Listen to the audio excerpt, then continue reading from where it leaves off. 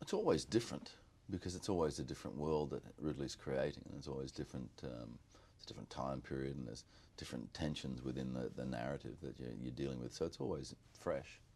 Um, the thing that we have together is that we both of us share an aesthetic, and we share a work ethic. So we don't like to muck around, and we like to make sure that at the end of every day we feel that sort of sense of satisfaction of having done a solid day's work.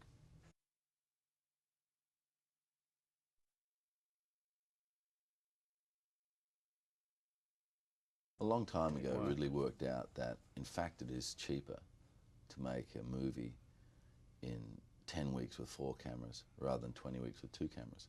And it's just so much more immediate and visceral for the actors because, you know, that's why when I'm sort of playing a lead for Ridley as opposed to in this movie, that's why I try and do as many of the stunts as possible. And Leo picked up on that thing too. You sort of realise that there isn't that time for you to step out and for the other bloke dressed like you to step in, you know. So if you can do the the the hits, take the hits, or you know, be in front of the explosion stuff like that, it's going to suit Ridley's style better because he can give him 100% and he can connect the action to the person.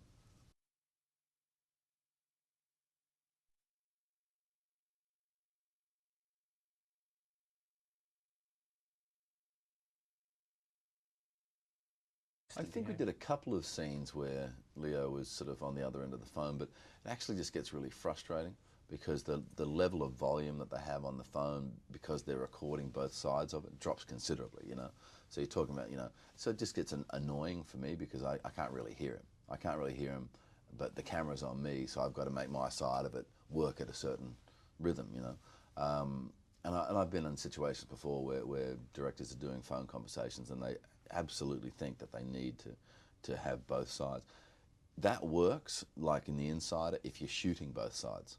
You know, so for example, I'd be doing scenes with Al Pacino and I'd be downstairs in like a school corridor talking on a public telephone, and they would have set up a set, which is his home office, 2 floors up, and he is being shot, and that works because you're not at, and again there in that you've got like a proper telephone line, you are speaking on a telephone, and they're just recording the exterior voice. They're not actually looking to record the interior recording, you know, what's going through the phone.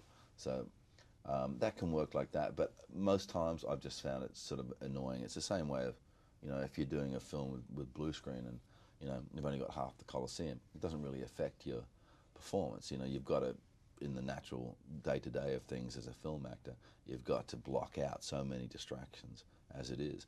Yet it's just one of those other things, and use your imagination to drive what the character's doing. So it's much more comfortable for me to just, you know, I'll do my side of the scene and then he can do his side of the scene kind of thing, you know.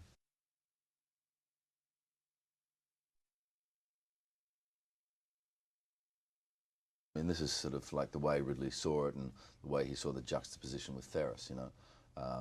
And Ferris is, you know, trying to achieve some kind of moral high ground on you know, in situ, trying to create relationships, trying to humanise an inhuman situation, and my character really couldn't care about any of that sort of stuff, you know. He's a functionary, he has a list of things to achieve.